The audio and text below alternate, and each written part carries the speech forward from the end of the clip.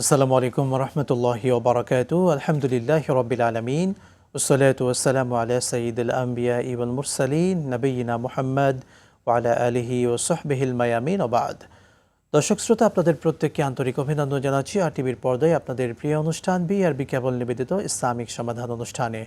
সঙ্গে রয়েছে মুফতি আলামিন খান, আর আজকে অতিথি হিসেবে রয়েছেন বাংলাদেশের খ্যাতিমান আলেমে দ্বীন, বিশিষ্ট ইসলামী চিন্তাবিদ এবং শিক্ষাবিদ ফদিলাতুল শেখ হাফিজ মাওলানা নজির মাহমুদ হাফিজাহুল্লাহ, সম্মানিত খতিব, ঢাকা বিশ্ববিদ্যালয় সেন্ট্রাল মসজিদ।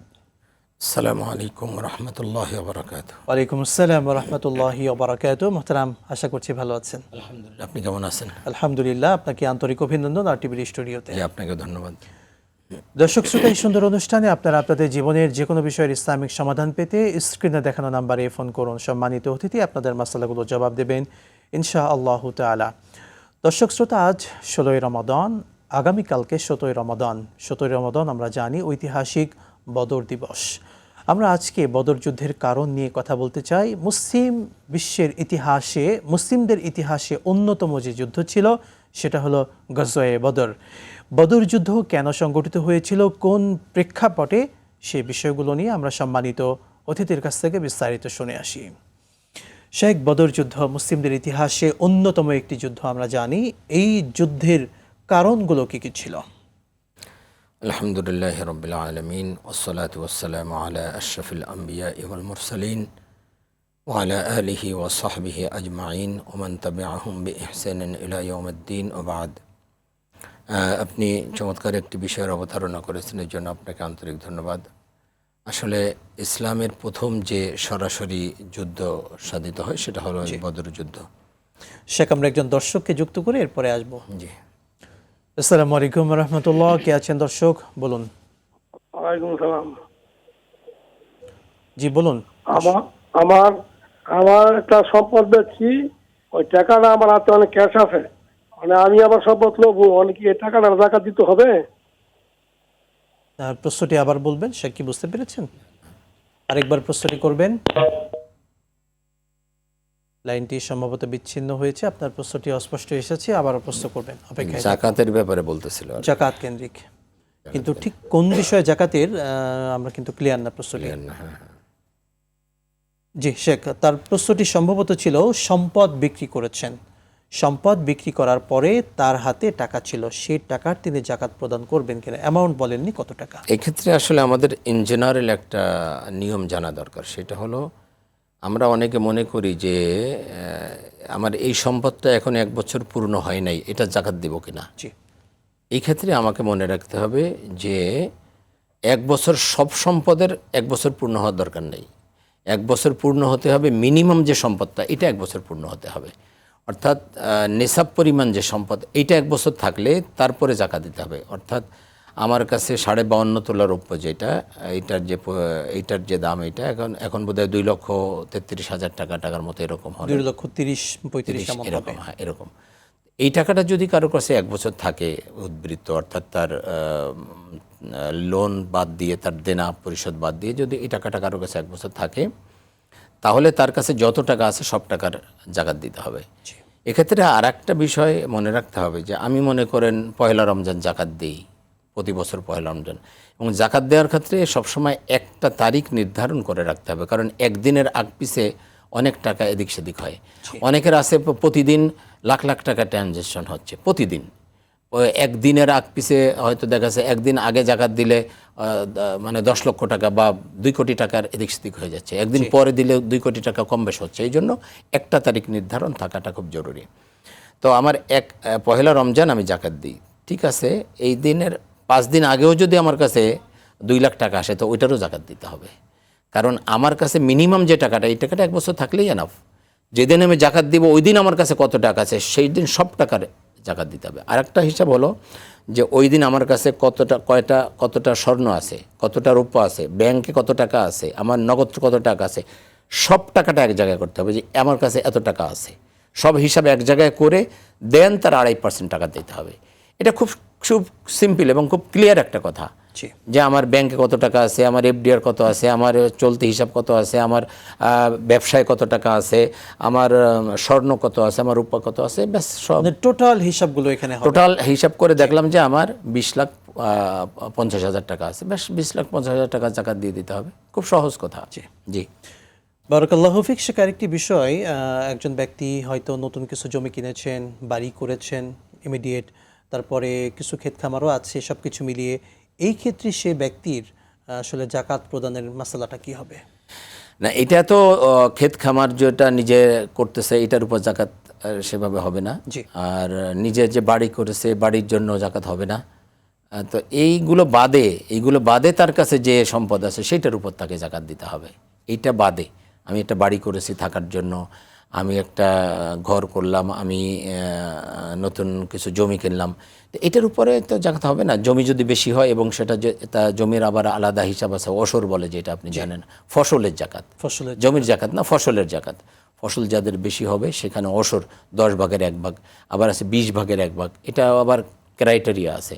যদি আল্লাহ প্রদত্ত প্রাকৃতিক প্রাণী দিয়ে যদি হয় তাহলে ওষুধ দিতে হবে, যদি নিজে সেচ দিয়ে করতে হয় তাহলে সেখানে 20 ভাগের 1 ভাগ দান করতে হবে, এরকম একটা বিষয় আছে। তো সেটা আলাদা মাসালা। তো এটা ক্রয় করার পরে যদি তার কাছে পর্যাপ্ত টাকা থাকে, অর্থাৎ যে পরিমাণ টাকা থাকে, তাহলে আরেকটি প্রশ্ন ছিল যে সেচ প্রকল্প নেওয়া হয়েছিল, অর্থাৎ বোরিং করে বিভিন্ন চাষাবাদ এলাকায় বোরিং করে সেখান থেকে পানি অন্য জমিতে হয়তো দেওয়া হয়। এটার মাধ্যমে এই বোরিং করার ফলে অনেকগুলো টাকা খরচ করে তো এটা করা হয়েছে এবং এটা বিজনেস হিসেবে এই টাকাটার উপর আসলে জাকাত কিভাবে হবে এটার? কোনটা? এটা অর্থাৎ যে ফসল হচ্ছে ফসলের উপরে না, বোরিংটা করা হয়েছে যেটা অন্যদেরকে পানি দেওয়া হবে সেই বোরিং এর মাধ্যমে হয়তো 5 থেকে 7 লাখ। এটা তার একটা ব্যবসা। হ্যাঁ, ব্যবসা। তো এই ব্যবসার যে মূলধনটা আছে এটার উপরে এবং যেটা লভ্যাংশ আসতেছে এটার উপরে তাকে জাকাত দিতে হবে। সে খরচ করে যেটা করেছে খরচের উপরে হবে নাকি যে লভ্যাংশ যেটা পাবে সেখান থেকে, প্রফিট থেকে হবে? এটা মনে করেন আমার ইনভেস্ট আছে এখানে 20 লাখ টাকা। জি। এই 20 লাখ টাকা তো আমার আছে, জি। এটা আমি পাচ্ছি, এই টাকাটা আমি আমার আপনি একটা দেখবেন যে আপনি এক জায়গায় একটা হলো যে আপনি একটা দোকান দিলেন, দোকান দিতে যে আপনার দোকানের যে মানে ডেকোরেশন করতে আপনার 20 লাখ টাকা খরচগুলো, এটার উপর আপনাকে জাকাত দিতে হবে না।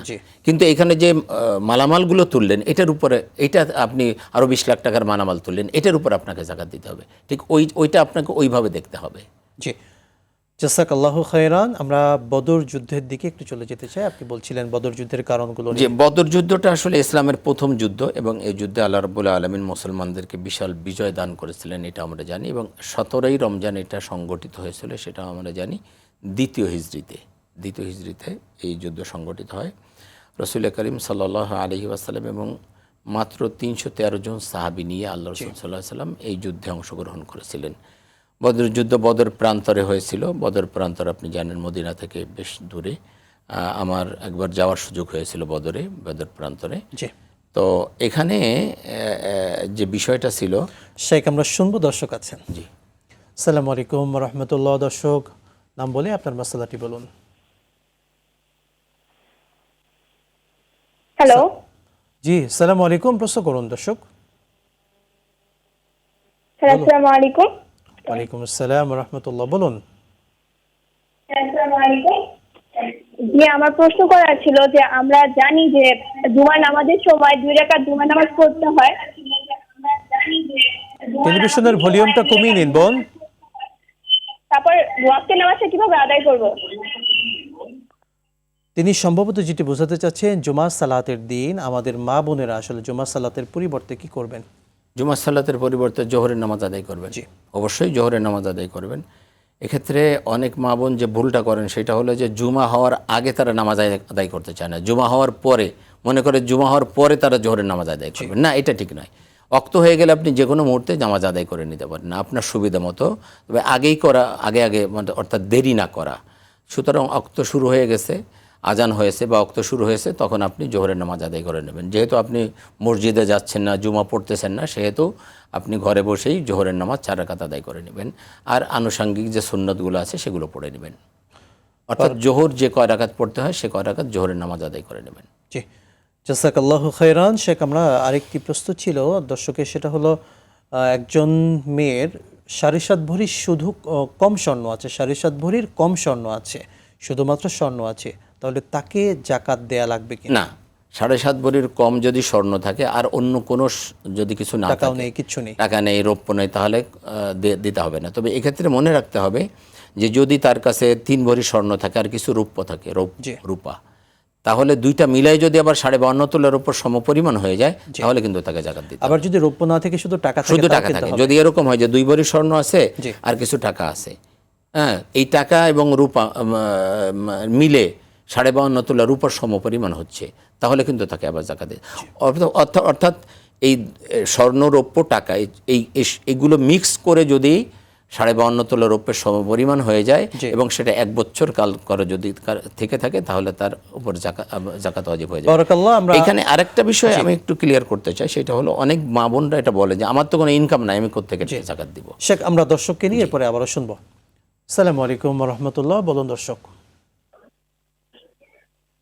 হ্যালো, জি বলুন দর্শক, কে আছেন? জি আমি রাজশাহী থেকে বলছিলাম। আমার প্রশ্ন হলো হুজুর, যে তাওসিজদা আমাদের কি ধরনের তাওসিজ দেওয়া লাগবে, আর তাওসিজদার দেওয়ার সঠিক পদ্ধতিটা কি? জাযাকাল্লাহ। আমরা অ্যান্সার নেব ইনশাআল্লাহ বিরতির পরে। দর্শক দেখছিলেন আপনাদের প্রিয় অনুষ্ঠান আর টিভির পর্দায় বিআরবি কেবল নিবেদিত ইসলামিক সমাধান। সময় হলো ছোট্ট বিরতির, সঙ্গেই থাকুন, ফিরছি ইনশাআল্লাহ।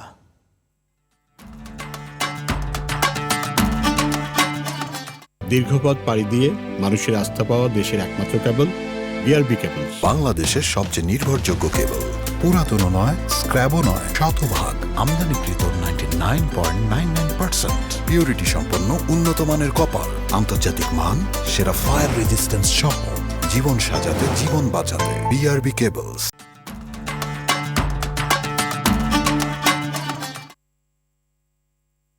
বিরতির পর আবারও স্বাগত জানাচ্ছি দর্শক শ্রোতা আপনাদের প্রত্যেককে আর টিভির পর্দায় আপনাদের প্রিয় অনুষ্ঠান বিআরবি কেবল নিবেদিত ইসলামিক সমাধান। সুন্দর এই অনুষ্ঠানে আমরা আজকে কথা বলছিলাম বদর যুদ্ধের কারণ এবং প্রেক্ষাপট নিয়ে। আমরা বিরতির পূর্বে একজন দর্শকের প্রশ্ন পেয়েছিলাম রাজশাহী থেকে। তিনি জানতে চেয়েছিলেন, শেখ, সাহু সিজদার সঠিক নিয়ম কি এবং কখন কিভাবে দিতে হয়? চমৎকার একটি মাসআলা এটা, কারণ নামাজের মধ্যে আমাদের এই বিষয়টা খুবই জরুরি। সাহু সিজদা দিতে হয় হলো কখনো যদি কোনো ওয়াজিব যদি তরক হয়, ভুলে, ইচ্ছা করে না, ভুলে যদি কোনো ওয়াজিব তরক হয়, অথবা একাধিক ওয়াজিব যদি নামাজের মধ্যে ভুলে ছুটে যায়, তাহলে তাকে সাহু সিজদা দিতে হয়। সাহু সিজদা দিতে হবে এইভাবে যে শেষ বৈঠকে, নামাজের একদম শেষ বৈঠকে তাশাহুদ পড়ে, আত্তাহিয়াতু পড়ে, ডান দিকে একবার সালাম ফিরিয়ে 2টা সিজদা দিতে হবে। 2টা সিজদা দিয়ে আবার বসে আবার তাশাহুদ অর্থাৎ আত্তাহিয়াতু, দুরূদ শরীফ, দোয়া মাসুরা পড়ে 2 দিকে সালাম ফিরে নামাজ শেষ করতে হবে। অর্থাৎ নামাজের মধ্যে আমার যে ভুলটা হয়েছিল সেটা রিকভারি করা। এটা হলো আমাদের মতামত এইভাবেই। শেখ, যদি সালাতে সন্দেহ হয় যে 3 রাকাত হলো নাকি 4 রাকাত হয়েছে, এই সন্দেহর ক্ষেত্রে তখন কি সাহু সিজদা দেওয়া আবশ্যক কিনা? সন্দেহর ক্ষেত্রে এটা তো 2-3টা বিষয় আছে। সাহু সিজদা সবসময় দিতে হয় না, আবার কোনো কোনো সময় দিতে হয়। এটা যদি এমন হয় যে আপনি সালাতে 3 রাকাত পড়েছেন নাকি 4 রাকাত পড়েছেন, এটা আপনি নির্ধারণ করতে পারতেছেন না। যদি বিষয়টা একেবারেই এরকম হয়, তো আগে দেখতে হবে যে মন কোন দিকে টানতেছে। যদি মন বলে যে না 3 রাকাত হয়েছে, তাহলে আপনি 3 রাকাত ধরে 4 রাকাত শেষ করলেন, এখানে সাহু সিজদার কোনো বিষয় থাকে না। কিন্তু যদি বিষয়টা এমন হয় যে আপনি একদম ডিসাইড করতে পারতেছেন না 3 রাকাত না 4 রাকাত, তো সেক্ষেত্রে আপনি কম ধরবেন, 3 রাকাত ধরবেন। 3 রাকাত ধরে পরবর্তীতে 4 রাকাত শেষ করে আপনি একটা সাহু সিজদা তখন তার জন্য জরুরি হয়ে যাবে, যেহেতু আপনি নিশ্চিত নয়। জি, বারাকাল্লাহু ফিক। আমরা আরেকটি প্রশ্নে চলে যাচ্ছি। শেখ, ফিতরার ক্ষেত্রে আমরা জানি সর্বনিম্ন এবছর 110 টাকা ইসলামিক ফাউন্ডেশন নির্ধারণ করেছেন, কিন্তু যারা সম্পদশালী, যারা আরও বেশি দিতে পারেন, তারাও কি এটা দিলেই তাদের উপর দায় যেটা আছে সেটা আদায় হয়ে যাবে? একটু বলবেন ইসলাম। চমৎকার একটি বিষয় আপনি বলেছেন। আসলে এইটা ফেতরাটা, এই যে সর্বনিম্ন 110 টাকা এবং সর্বোচ্চ 2800 টাকা ধরা হয়েছে, কেন? এটা আগে জানা দরকার যে কেন এত তারতম্য হলো কেন।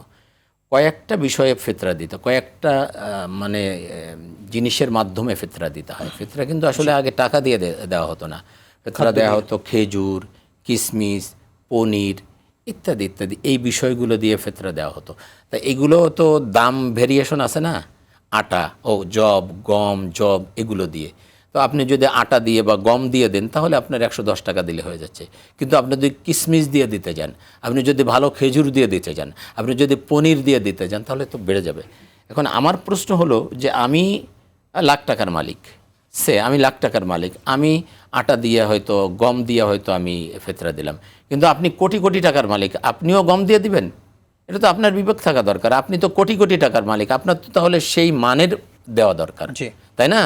আমার কম পুঁজি আছে, আল্লাহ পাক আমাকে কম তৌফিক দিয়েছেন, সুতরাং আমি গম দিয়ে দিলাম। কিন্তু আপনাকে তো আল্লাহ সুযোগ দিয়েছেন বেশি দেওয়ার, সুতরাং আপনি কেন গম দিয়ে দেবেন? আপনি তাহলে পনির দিয়ে দেন, আপনি কিশমিশ দিয়ে দেন, আপনি ভালো খেজুর দিয়ে দেন। নিঃসন্দেহে আল্লাহ তাআলা আমাদেরকে বোঝার তৌফিক দিন। দর্শককে যুক্ত করছি। আসসালামু আলাইকুম ওয়া রাহমাতুল্লাহ। দর্শক বলুন, কে আছেন? জি, আসসালামু আলাইকুম। ওয়ালাইকুম আসসালাম ওয়া রাহমাতুল্লাহ। হুজুর, আমার প্রশ্নটা হচ্ছে, হুজুর আমার কাছে টাকা ছিল মোটামুটি 22 লাখ টাকা মতো। হ্যাঁ, তো আমি আমার 20 লাখ টাকা দিয়ে জমি রেখে দিছি, যে জমি থেকে আপাতত কোনো ইনকাম আসতেছে না। কিন্তু আমার কাছে আমার লোন আছে, লোন টোন সব শোধ করার পরে আমার কাছে এখন 2 লাখ টাকা ক্যাশ আছে। তাহলে আমার যাকাতটা কিভাবে ধার্য হবে, এটা আমার প্রশ্ন ছিল।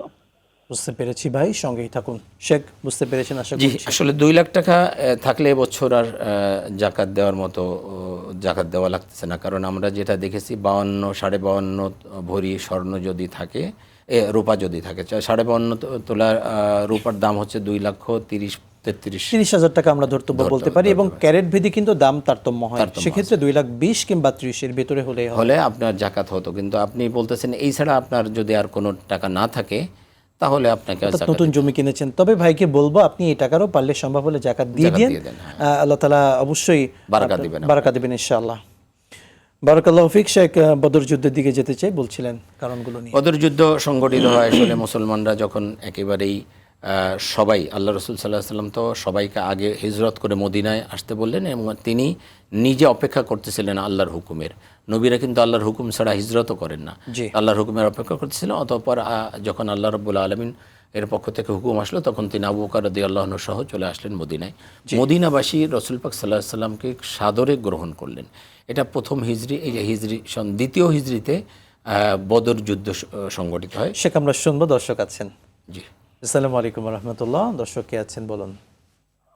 ওয়ালাইকুম সালাম, আমি ঢাকা থেকে বলছি। জি। আমার দুইটা কোশ্চেন ছিল। এক, বাসস্থান থেকে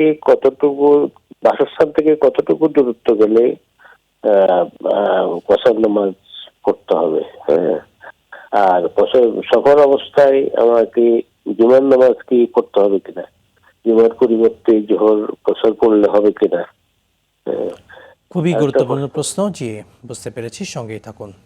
শেখ, কসরের ক্ষেত্রে বলবেন। বাসস্থান থেকে কমপক্ষে 48 মাইল দূরে গেলে, কমপক্ষে 48 মাইল দূরের সফর যদি আপনি শুরু করেন, তখন আপনি মুসাফির হয়ে গেলেন। এই আপনি মুসাফির কখন থেকে হবেন? অর্থাৎ কমপক্ষে 48 মাইল দূরে যাওয়ার জন্য আপনি রওনা দিলেন, যখন আপনার এরিয়া অর্থাৎ আপনার গ্রাম অথবা আপনার মহল্লা পরিত্যাগ করলেন, তখন থেকে আপনি মুসাফির শুরু হয়ে গেলেন। এই পথিমধ্যে আপনি যে এখানে নামাজ পড়েন 4 রাকাতের জায়গা 2 রাকাত পড়তে হবে। তবে আপনি এমন জায়গায় গেলেন যে এখন জামাত হচ্ছে, মনে করেন জোহরের নামাজ আপনি পড়বেন, জামাত শুরু হয়েছে, আপনি ওই জামাতে যদি শরিক হন তাহলে ওই জামাতে যে 4 রাকাতই পড়বেন। একাকী যখন পড়বেন তখন আপনি 4 রাকাতের জায়গায় 2 রাকাত পড়বেন।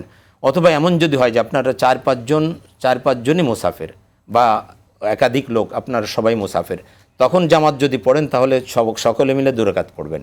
সবাই মুসাফির যেহেতু, সেহেতু 2 রাকাত পড়বেন। আচ্ছা, এটা হলো সফরের অবস্থা।